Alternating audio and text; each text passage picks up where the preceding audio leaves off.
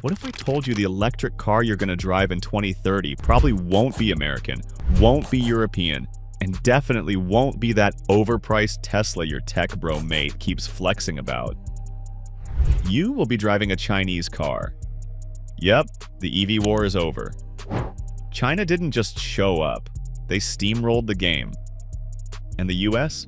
Kinda looks like it's still trying to find the charging cable. The reality is that China has basically built the future of electric vehicles. Faster, cheaper, smarter, and honestly, scarier. This isn't hype. This isn't clickbait. This is a full-on EV power shift. And the West? Mostly just watching from the sidelines. So today we're breaking down exactly how China pulled off the biggest EV heist of the century. Why American automakers are still playing catch-up, and what this means for your driveway in the next 5 to 10 years. Stick around, because by the end of this video you might be Googling BYD dealers near me, even if you swore you'd never drive a Chinese car. Let's start with the basics. China doesn't just make a lot of EVs, it makes the most EVs, by far. In 2023, China produced over 60% of the world's electric vehicles. That's not just more than the US, that's more than everyone else, combined. And we're not talking about golf carts on wheels. We're talking BYD, NIO, XPeng, Zeekr, and brands you've probably never heard of. All churning out futuristic tech, rapid charge batteries, and designs that look like concept cars actually made it to production. Now compare that to the US, where most major car makers are still trying to figure out how to design one good EV without spontaneously combusting or costing the same as a house deposit. But here's where it gets crazy. China's not just ahead on volume, it's dominating the entire EV food chain. They own the lithium mines, they build the batteries, they control the supply chains. Hell, they even make the charging stations. It's like if Apple not only made iPhones, but also owned the phone towers, the chips, the stores, and the pockets your jeans come in. So how did they pull this off? 2 words for you: government policy, but not in the slow and boring way you're thinking. China saw the EV shift coming a decade ago. They threw subsidies, tax breaks, factory support, and straight up cash at it. BYD literally started as a battery company. Now it sells more EVs globally than Tesla.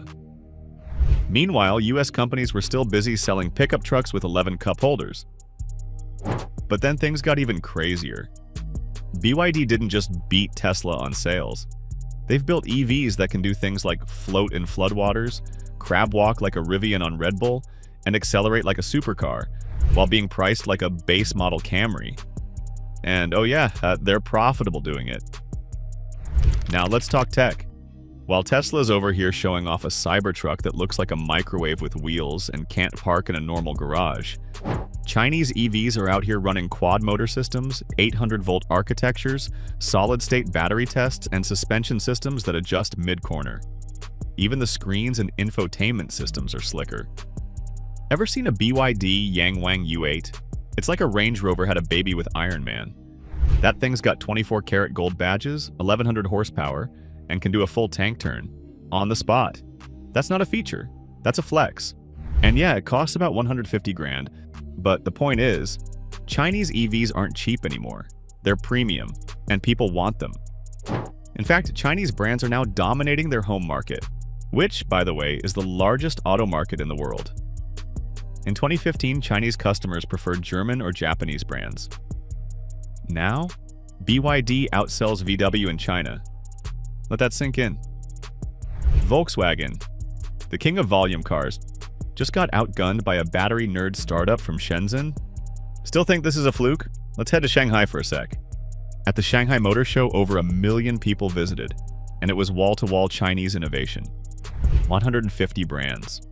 More electric utes than you can count. Concepts becoming real cars in months, not years. Meanwhile, at the LA Auto Show, Ford's still hyping up a Lightning that's too expensive, and GM is ghosting its EV promises like a bad Tinder date. But here's the best part. Chinese car makers are now so fast they're launching tech you didn't even know you needed. CATL, China's biggest battery maker, just launched a battery that can charge to 80% in the time it takes to grab a coffee. Not a Starbucks Frappuccino, like a proper espresso. And it's not just for Chinese cars. CATL supplies batteries to BMW, Tesla, and even Ford. The irony? Western brands are now buying the key components from their competition. Oh, and then there's price. A BYD Dolphin costs around 17 grand. That's half the price of a base Tesla Model 3. And it's not junk. 5-star safety rating, decent tech, 250-mile range. And it doesn't feel like a tin can. This is why Australia, Southeast Asia, and Europe are quietly being overrun with Chinese EVs, even in places where people once scoffed at the idea. And that brings us to the awkward conversation. Let's talk about the US car makers for a second. Ford tried to EV, kinda. The Mustang Mach-E? Cool name. Decent car, but constant software glitches, limited range, and that price tag? Oof. GM? They hyped up the Hummer EV like it was the second coming. It's fast, sure, but it weighs more than a T-Rex and has a turning radius like a school bus. And don't even get us started on Stellantis.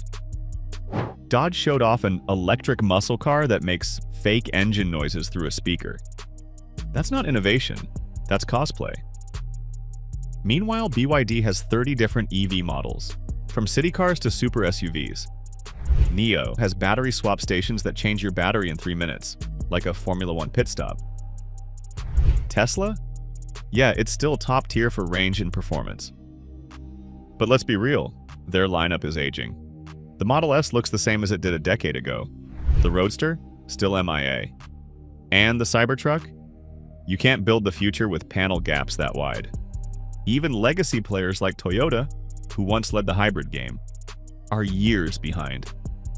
They only recently started pushing serious EVs, and their first few attempts have been okay. But it's clear they're not bringing their A game. Yet.